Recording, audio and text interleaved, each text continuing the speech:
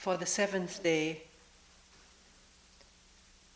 of this August 97-day retreat at Springwater, we will read from writings of Huang and Krishnamurti. Some people who are new here may have never heard these selections before. Others may have heard them a few times or many times.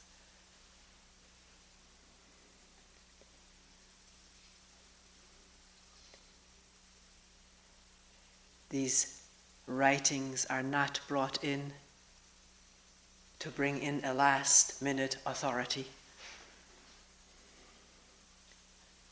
People ask me this sometimes. This is why I talk about it, whether they are my authority. The question is, as always, can one listen openly, not from a position, not with comparison, or if one has heard it many times, not just the mind humming along like with an old familiar tune, but the freshness, the innocence of listening as for the first time. The Huang selections will be taken from a book called The Zen Teaching of Huang, translated by John Blofeld. Not quite decided yet which selections to read from Krishnamurti. The notebook is here, or Krishnamurti at Los Alamos in 1984, and Krishnamurti to himself, his last journal. We will see time and what is the thing to pick up at the right time. Since the materials are copyrighted, the tapes for this will not be for sale. Someone wants to listen to it, they're on the reels. I don't know can people listen to the reels? We can make a copy for the library. For the library, okay.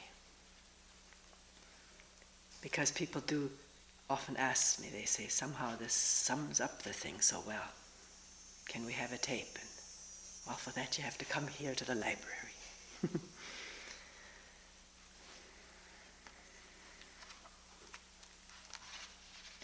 Huang lived about 1,000 years ago in China. He was a Zen teacher. Asked by the governor of the province where he lived to teach. The governor was also his disciple and student. He was also a scholar of Buddhism. And he recorded these sermons, as they're called, short talks and dialogues which were between him and the master, Huang. I have edited, taken words out or sentences or paragraphs, sometimes substituted an English word for a Sanskrit word. The word Buddha as used by Huang does not usually refer to the historical personage, or not alone, but to the meaning, the deepest meaning of the word, which is the undivided mind or truth, enlightenment. Seeking for the Buddha, as he talks about, is seeking for enlightenment. Becoming a Buddha is becoming enlightened. This whole thing. The Dharma, spelled with a capital D, is the translation is the teaching of the truth or true teaching. Often also referring to, in particular, the Buddhist teaching. We'll see as we go along. This is a dialogue between Pei Su and Huang.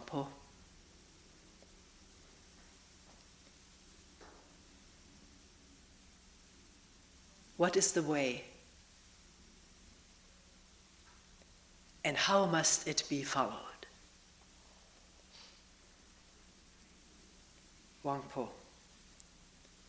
What sort of thing do you suppose the way to be? that you should wish to follow it? Tessie. What instructions have the masters everywhere given for meditation practice and the study of the truth? Huang. Words used to attract the dull of wit are not to be relied on. Questioner. If those teachings were meant for the dull-witted, I have yet to hear what truth has been taught to those of really high capacity. Huang. If they are really people of high capacity, where could they find people to follow? If they seek from within themselves, they will find nothing tangible. How much less can they find a teaching worthy of their attention elsewhere? Do not look to what is called the true teaching by preachers, for what sort of true teaching could that be, or truth could that be? Questioner. If that is so, should we not seek for anything at all? Huang. By conceding this, you would save yourself a lot of mental effort. Questioner. But in this way, everything would be eliminated. There cannot just be nothing. Huang. Who called it nothing? Who was this fellow? But you wanted to seek for something. Questioner. Since there's no need to seek, why do you also say that not everything is eliminated? Huang. Not to seek is to rest tranquil. Who told you to eliminate anything? Look at the void in front of your eyes. How can you produce it or eliminate it? And void here does not mean the vacuum, whatever that is. We have ideas about it. Nothingness. But everything as it is, without this is this, this is this, this is this, and I like this, and I don't like that.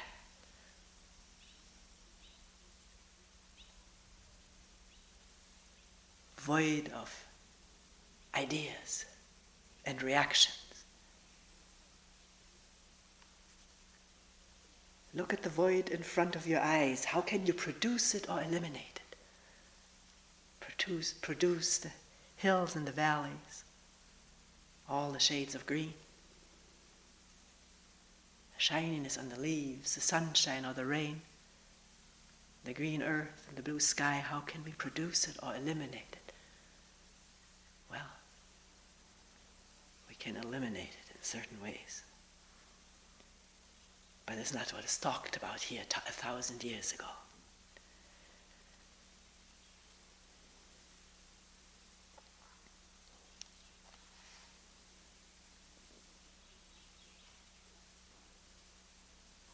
Questioner, do you mean that we should not form concepts as human beings normally do? Huang. I have not prevented you, but concepts are related to the senses, and when feeling takes place and concepts are formed, wisdom is shut out. Questioner, then should we avoid any feeling in relation to the truth or the true teaching?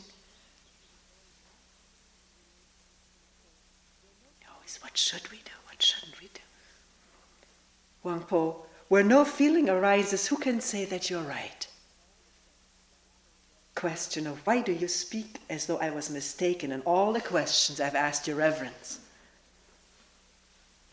Huang. You are a man who doesn't understand what is said to him. What is all this about being mistaken? Questioner, up to now you have refuted everything which has been said. You've done nothing to point out the truth to us. Huang. In the truth, there is no confusion, but you produce confusion by such questions. What sort of true Dharma or true teaching can you go seeking for? Questioner.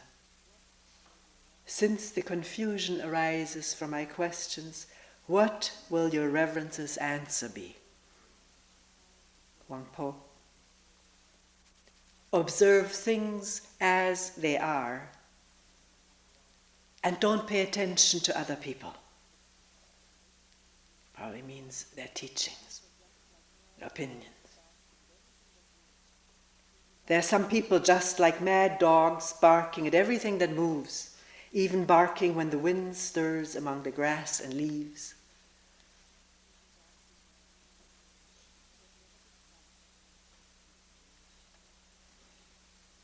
It has never been taught that men should seek for learning or form concepts.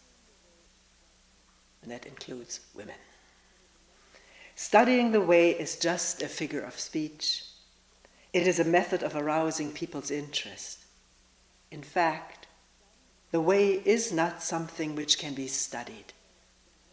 Study leads to the retention of concepts, and so the way is entirely misunderstood. Moreover, the way is not something especially existing. Truly, it is not located anywhere. The first step is to refrain from knowledge-based concepts. This implies that if you were to follow any empirical method to the utmost limit, on reaching that limit, you would still be unable to locate mind, here spelled with a capital M. The way is spiritual truth and was originally without name or title. It was only because people ignorantly sought for it empirically that Buddhas appeared and taught them to eradicate this method of approach. Fearing that nobody would understand, they selected the name way. You must not allow this name to lead you into forming a mental concept of a road.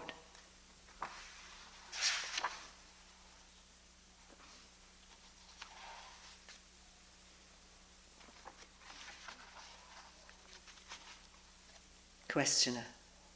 Illusion can hide from us our own mind, but up to now you have not taught us how to get rid of illusion. Huang. The arising and the elimination of illusion are both illusory. Illusion is not something rooted in reality. It exists because of our dualistic thinking.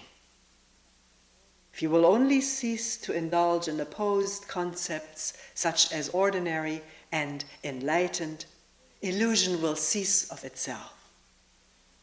And then, if you still want to destroy it wherever it may be, you will find that there is not a hair's breadth left of anything on which to lay hold. This is the meaning of I will let go with both hands, for then I shall certainly discover truth in my own mind.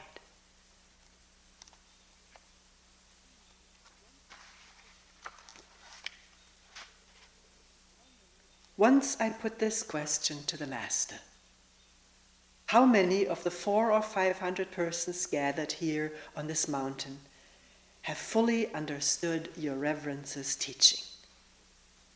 The Master answered, their number cannot be known. Why? Because this way is through mind awakening. How can it be conveyed in words? Speech only produces some effect when it falls on the uninstructed ears of children.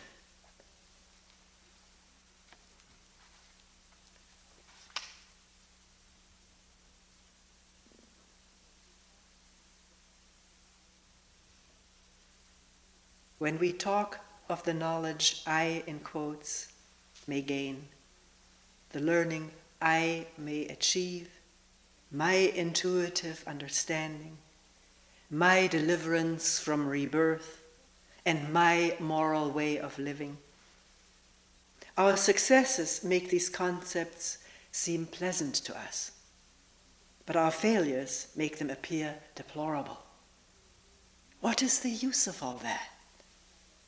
I advise you to remain uniformly quiescent and above all activity.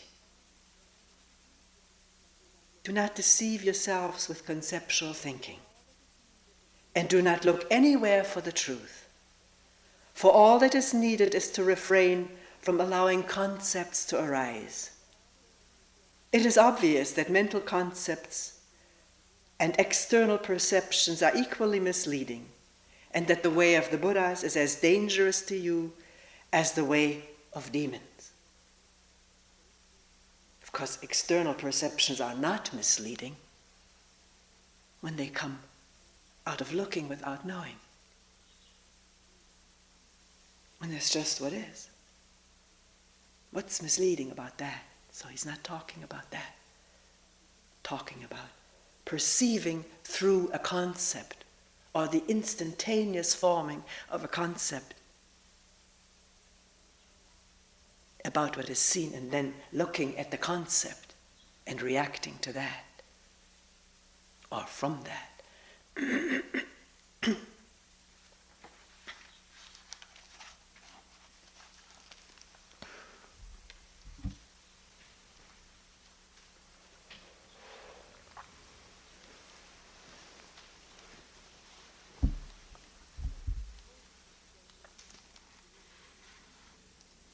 So, full understanding can come to you only through an inexpressible mystery.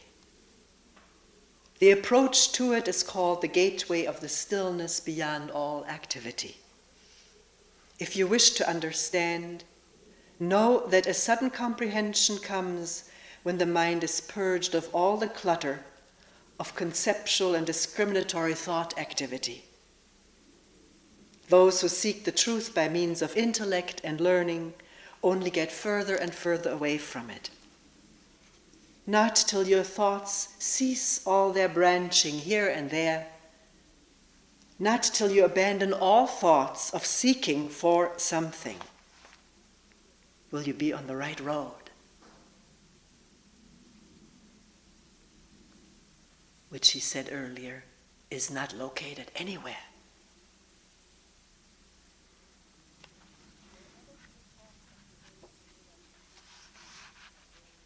Though others may talk of the way of the Buddhas as something to be reached by various pious practices and scripture study, you must have nothing to do with such ideas. A perception, sudden as blinking, that subject and object are one, will lead to a deeply mysterious, wordless understanding. And by this understanding will you awake to the truth. When you happen upon someone who has no understanding, you must claim to know nothing. He may be delighted by his discovery of some way to enlightenment. Yet, if you allow yourselves to be persuaded by him, you will experience no delight at all, but suffer both sorrow and disappointment.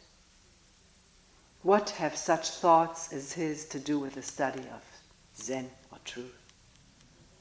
Even if you do obtain from him some trifling method, it will only be a thought-constructed thing, having nothing to do with truth.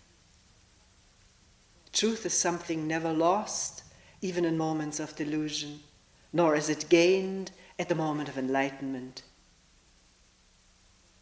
In it is neither delusion nor right understanding. It depends on nothing and is attached to nothing. It is all-pervading, spotless beauty. It is the self-existent and uncreated absolute. Ah, it is a jewel beyond all price.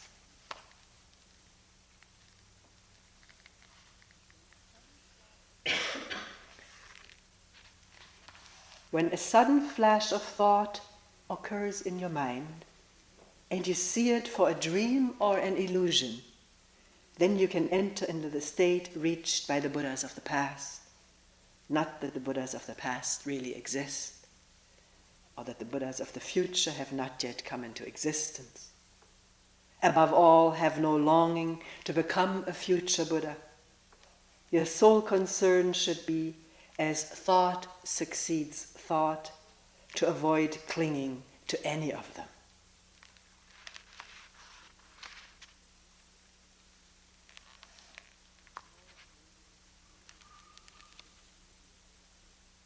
Nor may you entertain the least ambition to be a Buddha here and now.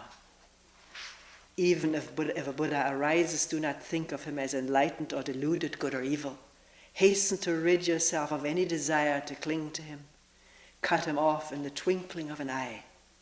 On no account seek to hold him fast, for 1,000 locks could not stay him, nor 100,000 feet of rope bind him. This being so valiantly banish and annihilate him. I will now make luminously clear how to set about being rid of that Buddha. Consider the sunlight. You may say it is near, yet if you follow it from world to world, you will never catch it in your hands. Then, if you may describe it as far away, lo, you will see it just before your eyes. Follow it and behold, it escapes you. Run from it and it follows you close. You can neither possess it nor have done with it. From this example you can understand how it is with the true nature of all things, and henceforth there will be no need to grieve or to worry about such things.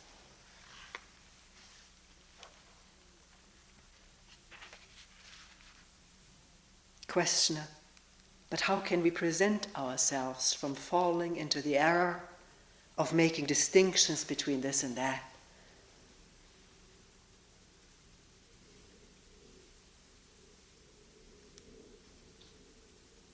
We do make distinctions, but it's the labeling and the reacting and the divisions that arise out of such labels and reaction, and the war that arises out of such division.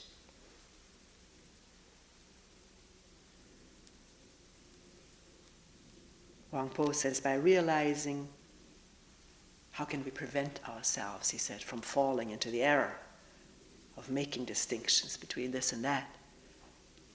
And Huang says, by realizing that though you eat the whole day through, no single grain has passed your lips, and that the day's journey has not taken you a single step forward. Also by uniformly abstaining from such notions as self and other. Do not permit the events of your daily lives to bind you, but do not withdraw yourselves from them. Only by acting thus can you earn the title of a liberated one. Why do we have to earn a title? Little traps there. Avoid the error of thinking in terms of past, present, and future. The past has gone, the present is a fleeting moment, the future has not yet come. When you practice meditation, sit in the proper position, which includes tubular mushroom chairs, or a sofa, or lying down on a mattress. If one has a slipped disc or sore back, although that's the proper position for going to sleep too.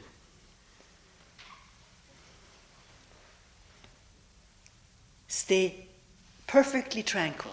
We will put parentheses around this perfect. There's no perfection that I know of.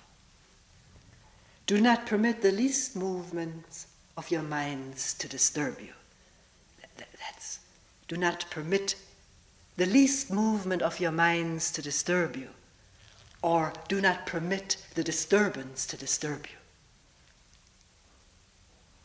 Can it be see the disturbance, see it, feel it, live with it, without opposition.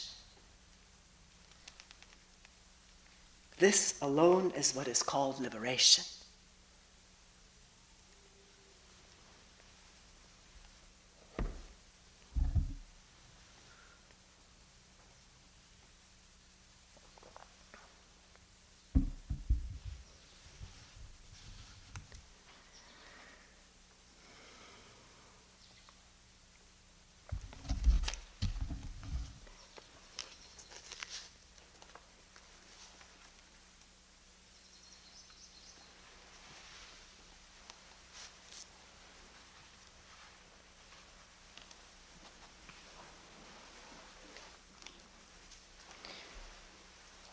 Krishnamurti to himself was transcribed from journal-like observations he made. He spoke into a tape recorder. Someone had asked him, his biographer had asked him, would he do some of that, and he did. This one here is dated. These were all done in Ojai, California, March 27th, 1984.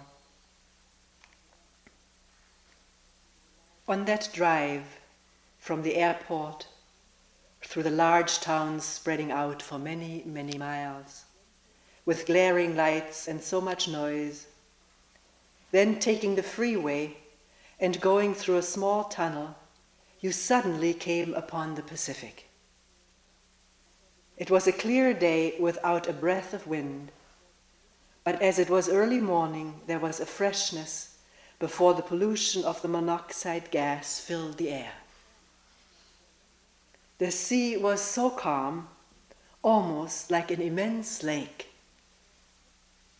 and the sun was just coming over the hill, and the deep waters of the Pacific were the color of the Nile, but at the edges they were light blue, gently lapping the shores.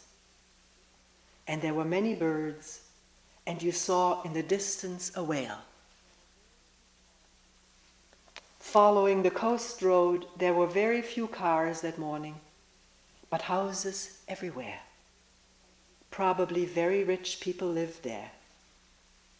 And you saw the pleasant hills on the left when you arrived at the Pacific. There were houses right up among the hills, and the road wound in and out, following the sea, and again came upon another town, but fortunately the highway didn't go through it.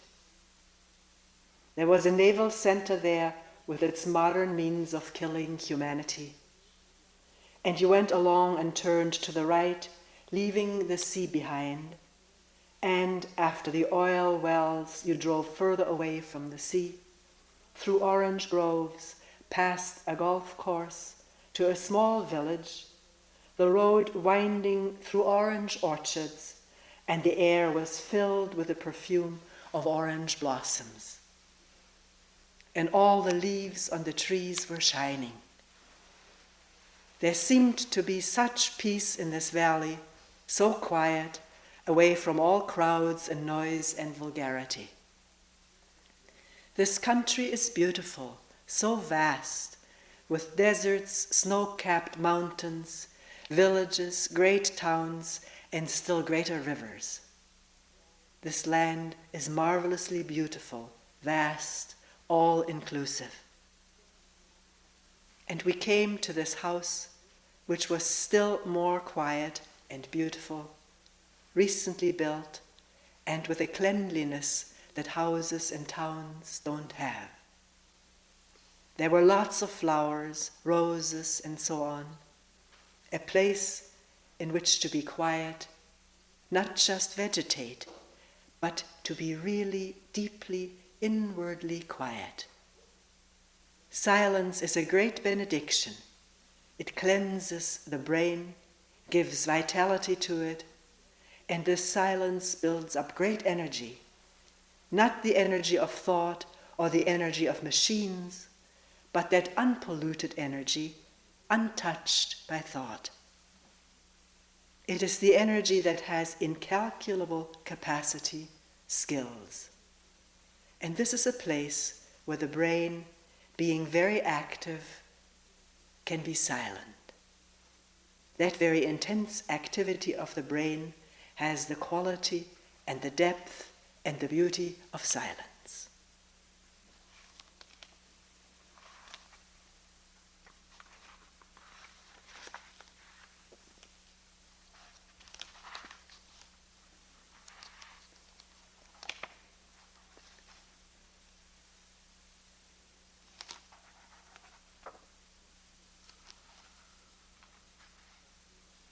I'm tempted to read this entry here before coming to the last one. Maybe a few of us have heard the news that American troops are already in Saudi Arabia. There's no fighting, but they're being placed there. Someone told me up to 250,000 are planned to be put there because of thousands, hundreds of thousands of Iraqi troops on the borders.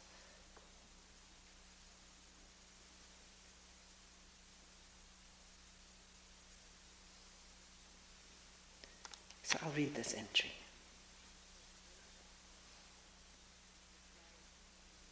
It had been raining all day, and the clouds hung low over the valley and the hills and the mountains. You couldn't see the hills at all. It is a rather gloomy morning, but there are new leaves, new flowers, and the little things are growing fast. It is spring, and there is all this cloud and gloom. The earth is recovering from the winter, and in this recovery there is great beauty. It has been raining almost every day for the last month and a half. There have been great storms and winds, destroying many houses and land sliding down the hillside. All along the coast there is great destruction. In this part of the country everything seems to have been so extravagant. It is never the same from winter to winter. One winter you may have hardly any rain, and in other winters there may be most destructive rain, huge monstrous waves, the roads awash, and though it was spring, the elements were never graceful with the land. This was in 83. There are demonstrations all over the country against particular kinds of war, against nuclear destruction. There are pros and cons. The politicians talk about defense, but actually there is no defense. There is only war. There's only killing millions of people. This is rather a difficult situation. It is a great problem which human beings, are facing. One side wants to expand its own way. The other side is aggressively pushing, selling arms, bringing about certain definite ideologies and invading lands. Man is now posing a question he should have put to himself many years ago, not at the last moment. He has been preparing for wars in all the days of his life.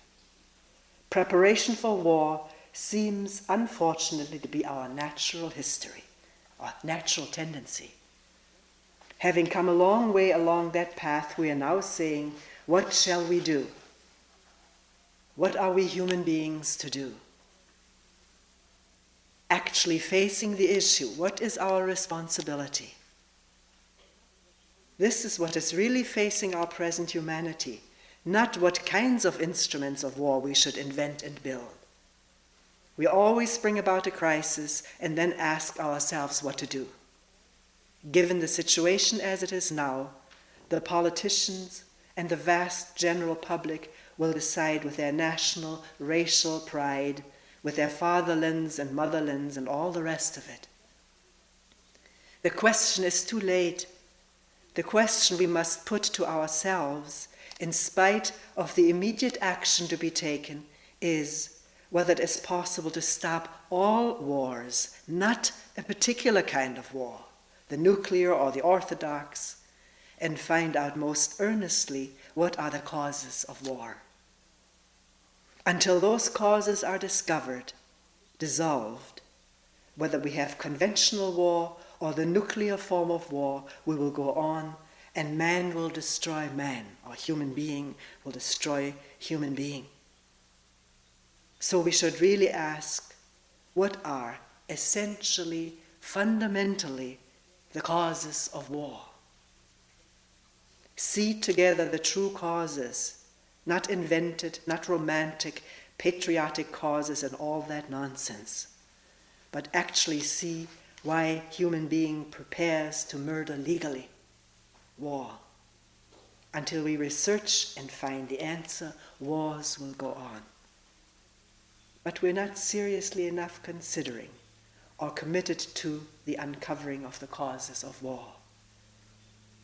Putting aside what we are now faced with, the immediacy of the issue, the present crisis, can we not together discover the true causes and put them aside, dissolve them? This needs the urge to find the truth. Why is there, one must ask, this division? The Russian, the American, the British, the French, the German, and so on.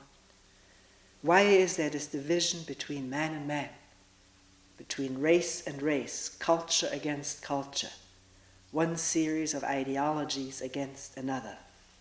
Why? Why is there this separation? Human beings have divided the earth as yours and mine. Why? Is it that we try to find security, self-protection in a particular group, or in a particular belief, in a particular faith? For religions have also divided man, put human being against human being. The Hindus, the Muslims, the Buddhists, the Christians, the Jews, and so on. Nationalism, with its unfortunate patriotism, is really a glorified form, an ennobled form of tribalism. In a small tribe or in a very large tribe, there is a sense of being together, having the same language, the same superstitions, the same kind of political, religious system. And one feels safe, protected, happy, comforted. And for that safety, comfort, we're willing to kill others who have the same kind of desire to be safe, to feel protected, to belong to something. This terrible desire to identify oneself with a group, with a flag, with a religious ritual, and so on, gives us the feeling that we have roots, that we are not homeless wanderers. There is the desire, the urge to find one's roots. And also we have divided the world into economic spheres with all their problems. Perhaps one of the major causes of war is heavy industry. When industry and economics go hand in hand with politics, they must inevitably sustain a separative activity to maintain their economic stature. All countries are doing this, the great and the small.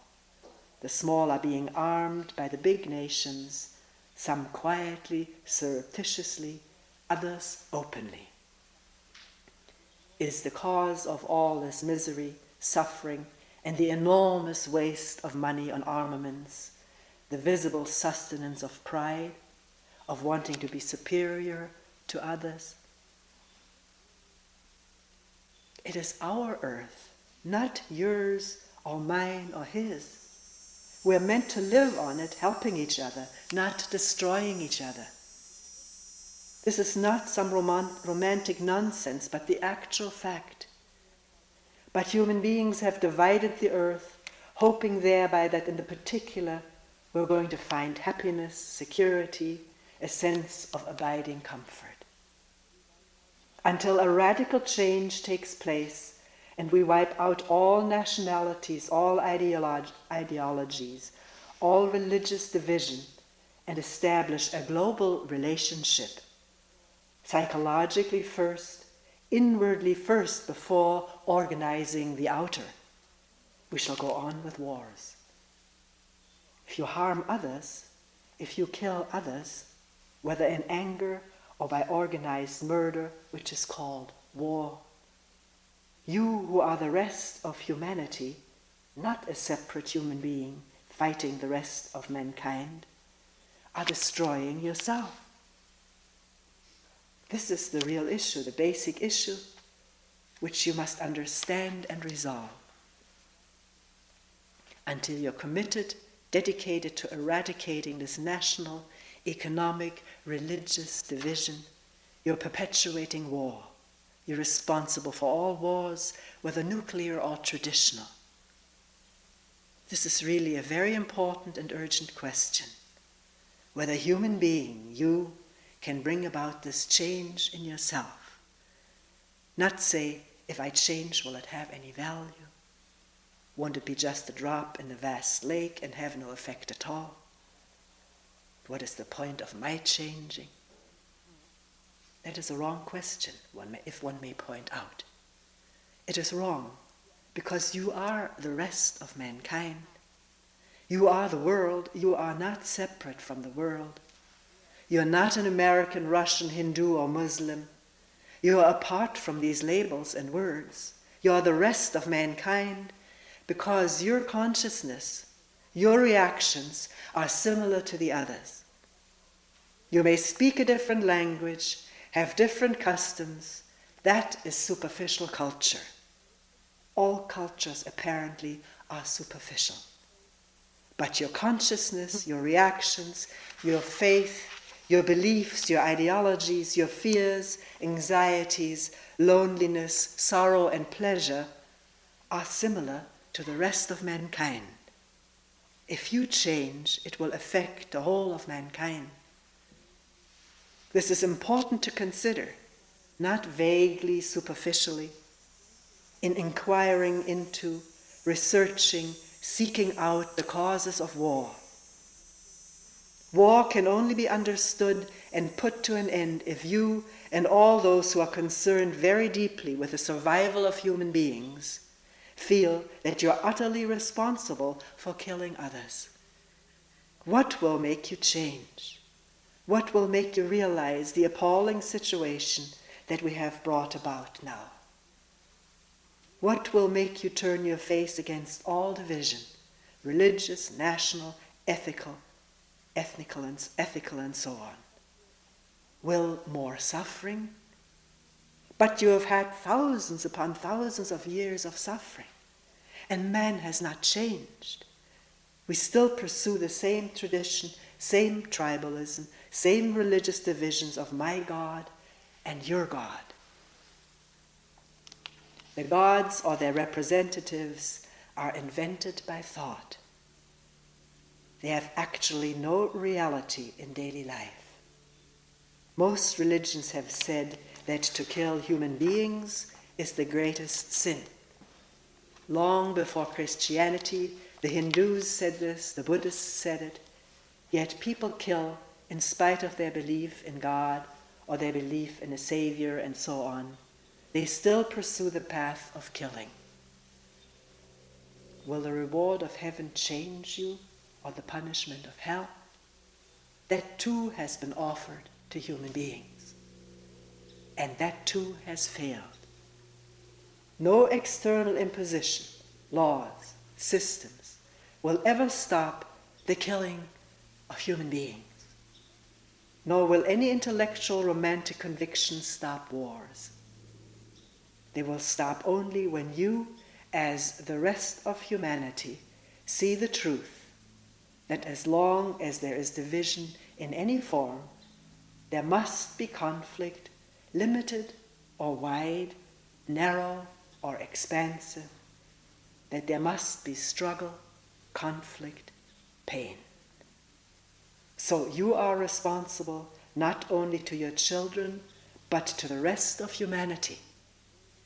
Unless you deeply understand this, not verbally or ideationally or merely intellectually, but feel this in your blood, in your way of looking at life, in your actions, you are supporting organized murder, which is called war. The immediacy of perception is far more important than the immediacy of answering a question, which is the outcome of 1,000 years of human beings killing human beings. The world is sick, and there is no one outside you to help you except yourself. We've had leaders, specialists, every kind of external agency, including God. They have had no effect. They have in no way influenced your psychological state. They cannot guide you. No statesman, no teacher, no guru, no one can make you strong inwardly, supremely healthy. As long as you are in disorder, as long as your house is not kept in a proper condition, a proper state, you will create the external prophet, and he will always be misleading you. Your house is in disorder, and no one on this earth or in heaven can bring out bring about order in your house unless you yourself understand the nature of disorder, unless you yourself understand the nature of disorder, the nature of conflict, the nature of division. Your house, that is you, will always remain in disorder, at war. It is not a question of who has the greatest military might, but rather it is man against man, man who has put together ideologies, and these ideologies which human beings have made are against each other. Until these ideas, ideologies end, and human beings become responsible for other human beings, there cannot possibly be peace in the world.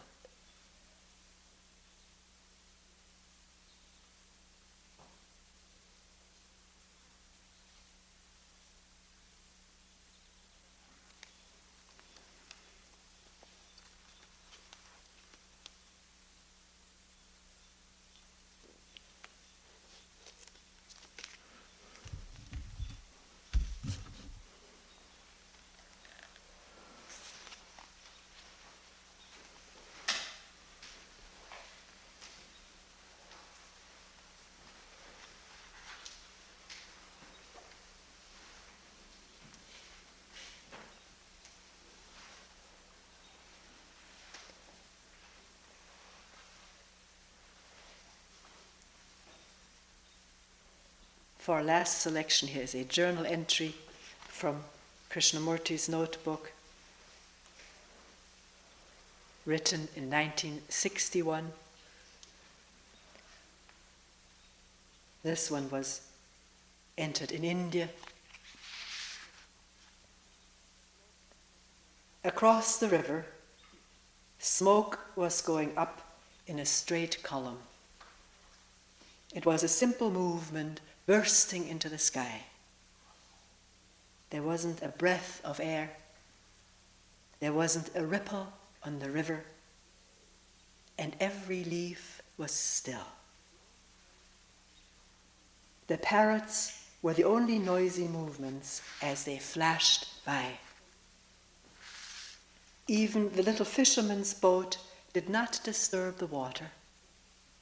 Everything seemed to have frozen in stillness, except the smoke. Even though it was going so straight up in the sky, there was a certain gaiety in it and freedom of total action. And beyond the village and the smoke was the glowing sky of the evening. It had been a cool day, and the sky had been open, and there was the light of 1,000 winters. It was short, penetrating, and expansive. It went with you everywhere. It wouldn't leave you. Like perfume, it was in the most unexpected places.